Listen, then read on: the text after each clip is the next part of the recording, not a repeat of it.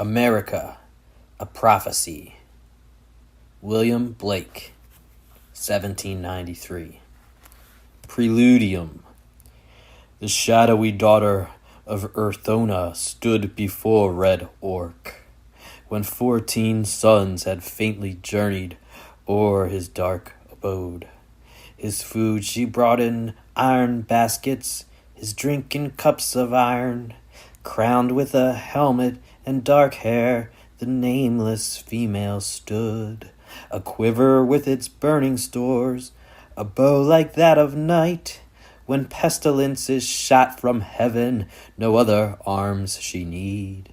Invulnerable though naked, save where clouds roll round her loins, their awful folds in the dark air.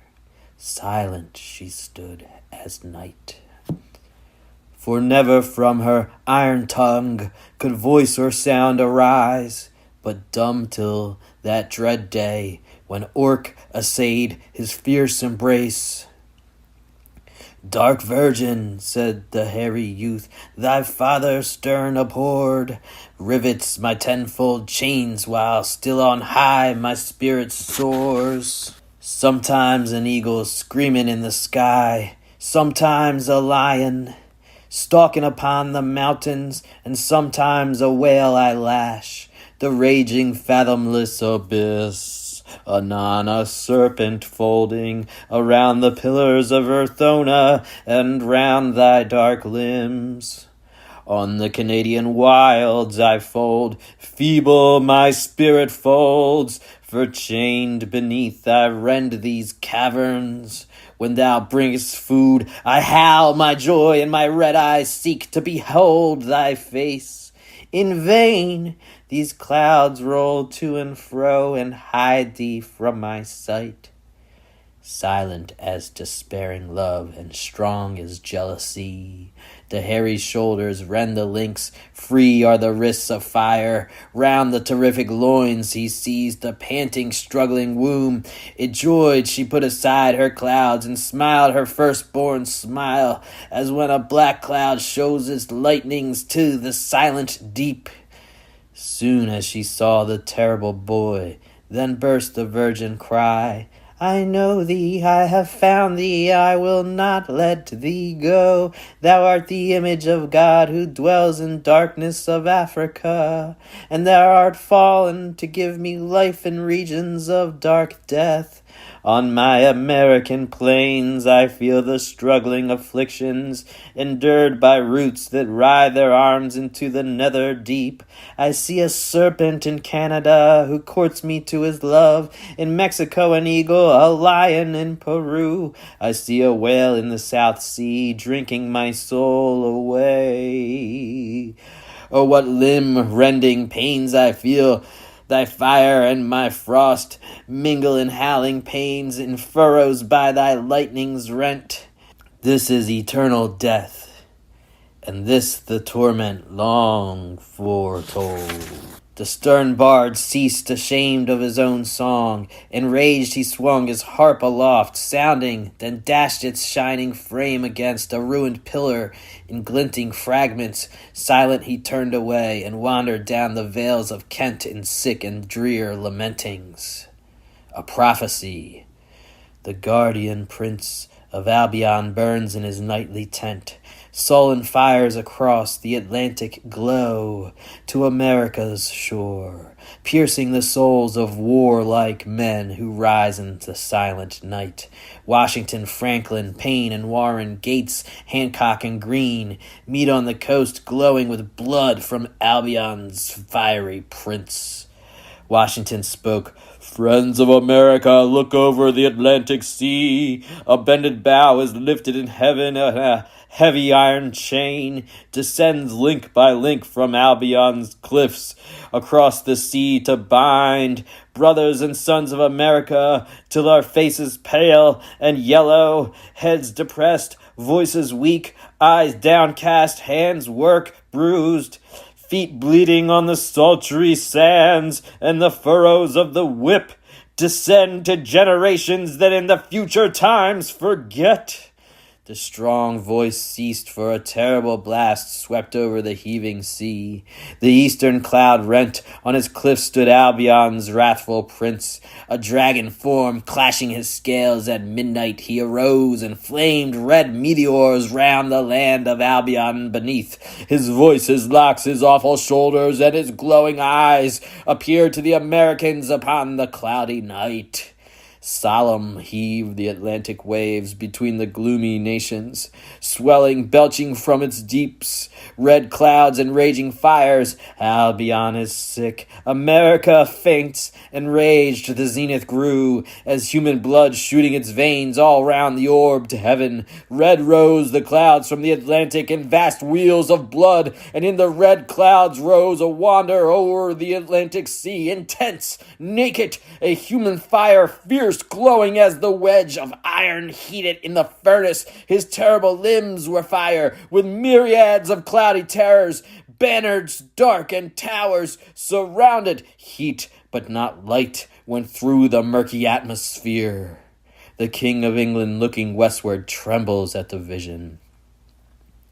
Albion's angel stood beside the stone of night and saw the terror like a comet, or more like the planet red, that once enclosed the terrible wandering comets in its sphere. Then Mars, thou wast our center, and the planets three flew round thy crimson disk, soe'er the sun was rent from thy red sphere.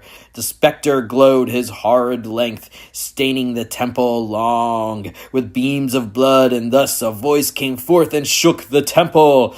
The morning comes, the night decays, the watchmen leave their stations. The grave is burst, the spices shed, the linen wrapped up, the bones of death, the covering clay, the sinews shrunk and dried, reviving, shake, inspiring, move, breathing, awakening, spring like redeemed captives when their bonds and bars are burst. Let the slave grinding at the mill run out into the field. Let him look up into the heavens and laugh in the bright air. Let the enchained soul shut up in darkness and in sighing, whose face has never seen a smile in 30 weary years, rise and look out. His chains are loose, his dungeon doors are open, and let his wife and children return from the oppressor's scourge.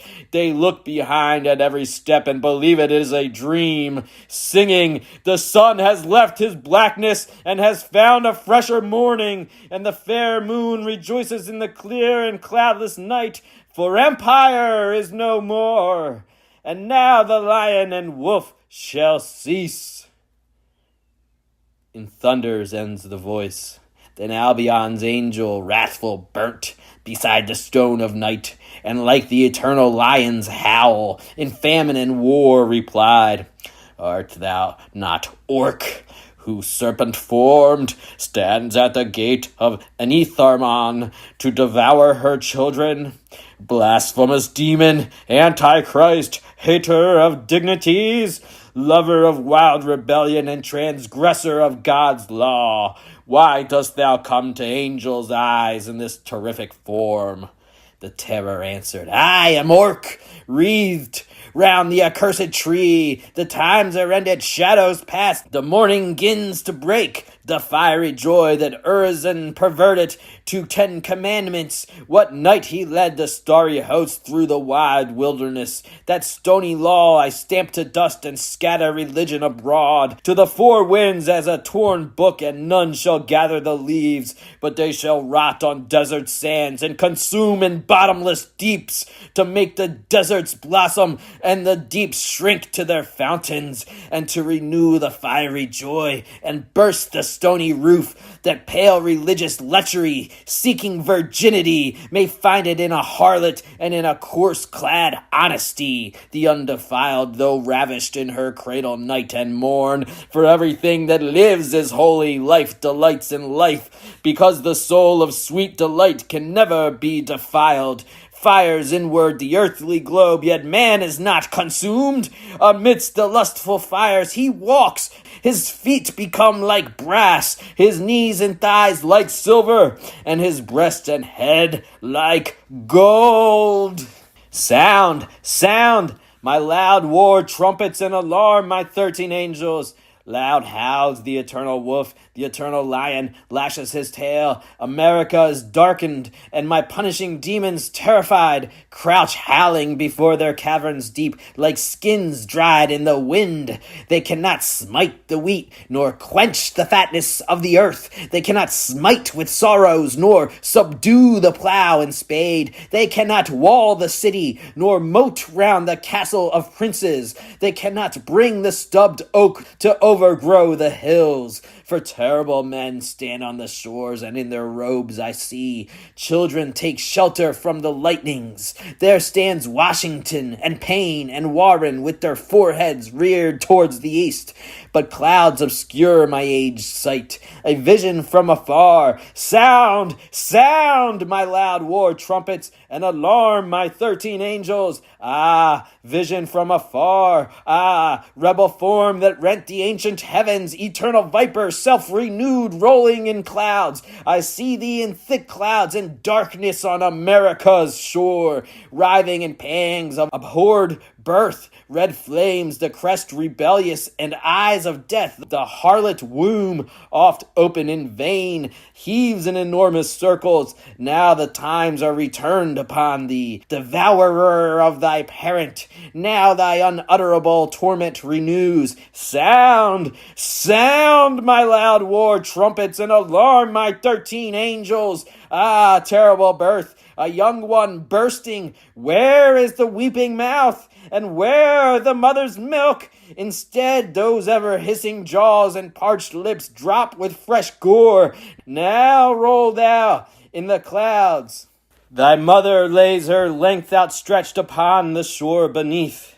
Sound, sound, my loud war trumpets, and alarm my 13 angels. Loud howls the eternal wolf, the eternal lion lashes his tail. Thus wept the angel voice, and as he wept, the terrible blasts of trumpets blew a loud alarm across the Atlantic deep.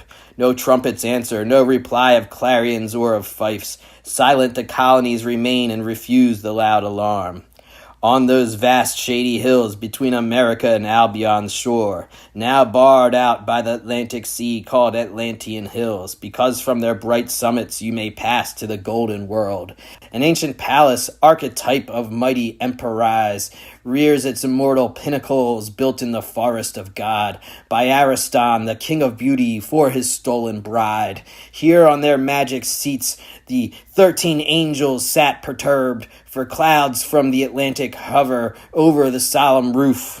Fiery the angels rose, and as they rose, deep thunder rolled around their shores, indignant, burning with the fires of Orc. And Boston's angel cried aloud as they flew through the dark night. He cried, "Why trembles honesty, and like a murderer, why seeks he refuge from the frowns of his immortal station? Must the generous tremble and leave his joy to the idle, to the pestilence that mock him? Who commanded this? What God, what angel, to keep the generous from experience till the ungenerous are unrestrained performers of the energies of nature, till pity is become a trade and generosity a science that men get rich by, and the sandy desert is given to the strong? What God is he writes laws of peace and clothes him in a tempest? What pitying angel lusts for tears and fans himself with sighs? What crawling villain preaches abstinence and wraps himself in fat of lambs? No more I follow, no more obedience pay." So cried he, rending off his robe and throwing down his scepter, in sight of Albion's guardian, and all the 13 angels rent off their robes to the hungry wind and threw their golden scepters. Down on the land of America, indignant they descended, headlong from out their heavenly heights, descending swift as fires. Over the land, naked and flaming, are their lineaments seen. In the deep gloom, by Washington and Payne and Warren they stood, and the flame folded, roaring fierce with the pitchy night, before the demon red who burnt towards America. In black smoke thunders and loud winds, rejoicing in its terror. breaking in smoky wreaths from the wild deep, and gathering thick in flames as of a furnace on the land from north to south. What time the 13 governors that England sent convene in Bernard's house, the flames covered the land. They rouse, they cry, shaking their mental chains. They rush in fury to the sea to quench their anguish. At the feet of Washington down fallen, they grovel on the sand and writhing lie, while all the British soldiers through the 13 states sent up a howl of anguish, threw their swords and muskets to the earth and ran from their encampments and dark castles, seeking where to hide from the grim flames and from the visions of Orc in sight of Albion's angel, who enraged his secret clouds opened from north to south and burnt outstretched on wings of wrath, covering the eastern sky, spreading his awful wings across the heavens. Beneath him rolled his numerous hosts, all Albion's angels camped, darkened the Atlantic mountains, and their trumpets shook the valleys, armed with diseases of the earth to cast upon the abyss. Their numbers 40 millions mustering in the eastern sky. In the flames stood and viewed the armies drawn out in the sky, Washington, Franklin, Payne, and Warren, Allen, Gates, and Lee, and heard the voice of Albion's angel give the thunderous command. His plagues, obedient to his voice, flew forth out of their clouds, falling upon America as a storm to cut them off, as a blight cuts the tender corn when it begins to appear. Dark is the heaven above, and cold and hard the earth beneath, and as a plague wind filled with insects cuts off man and beast, and as a sea overwhelms a land in the day of an earthquake. Fury, rage, madness in a wind swept through America, and the red flames of Orc that folded roaring fierce around the angry shores, and the fierce rushing of the inhabitants together. The citizens of New York close their books and lock their chests. The mariners of Boston drop their anchors and unlaid. The scribe of Pennsylvania casts his pen upon the earth. The builder of Virginia throws his hammer down in fear. Then had America been lost, overwhelmed by the Atlantic, and earth had lost another portion of the infinite. But all rushed together in the night in wrath and raging fire. The red fires raged, the plagues recoiled, then rolled they back with fury. On Albion's angels then the pestilence began in streaks of red. Across the limbs of Albion's guardian the spotted plague smote Bristol's, and the leprosy London's spirit, sickening all their bands. The millions sent up a howl of anguish, and threw off their hammered mail, and cast their swords and spears to earth, and stood a naked multitude. Albion's guardian writhed in torment on the eastern sky. Pale, quivering toward the brain, his glimmering eyes, teeth chattering, howling and shuddering, his legs quivering, convulsed each muscle and sinew. Sickening lay London's guardian and the ancient mitred York, their heads on snowy hills, their ensigns sickening in the sky. The plagues creep on the burning winds, driven by flames of Orc, and by the fierce Americans rushing together in the night. Driven o'er the guardians of Ireland and Scotland and Wales, they spotted with plagues, forsook the frontiers, and their banners seared with fires of hell, deformed their ancient heavens with shame and woe. Hid in his caves, the bard of Albion felt the enormous plagues, and a cowl of flesh grew over his head, and scales on his back and ribs, and rough with black scales all his angels fright their ancient heavens. The doors of marriage are open, and the priests in rustling scales rush into the reptile converts, hiding from the fires of Orc that play around the golden roofs in wreaths of fierce desire, leaving the females naked and glowing with the lusts of youth. For the female spirits of the dead, pining in bonds of religion, run from their fetters reddening, and in the long-drawn arches sitting, they feel the nerves of youth renew, and desire of ancient times over their pale limbs as a vine when the tender grape appears. Over the hills, the vales, the cities rage, the red flames fierce, the heavens melted from north to south, and Urizen, who sat above all heavens in thunders wrapped, emerged his leprous head from out his holy shrine. his tears in deluge piteous, falling into the deep sublime, flagged with grey-browed snows, and thunderous visages, his jealous wings waved over the deep, weeping in dismal howling, woe he dark descended, howling around the smitten bands, clothed in tears and trembling, shuddering cold. His stored snows he poured forth, and his icy magazines he opened on the deep and on the Atlantic sea, white, shivering, leprous his limbs, all over white and hoary was his visage, weeping in dismal howlings before the stern Americans, hiding the demon red with clouds and cold mists from the earth, till angels and weak men 12 years should govern over the strong, and then their end should come, when France received the demon's light. Stiff shudderings shook the heavenly thrones. France, Spain, and Italy in terror viewed the bands of Albion and the ancient guardians, fainting upon the elements, smitten with their own plagues. They slow advanced to shut the 5 gates of their law-built heaven, filled with blasting fancies, and with mildews of despair, with fierce disease and lust, unable to stem the fires of Orc. But the 5 gates were consumed, and their bolts and hinges melted, and the fierce flames burnt round the heavens and round the abodes of men.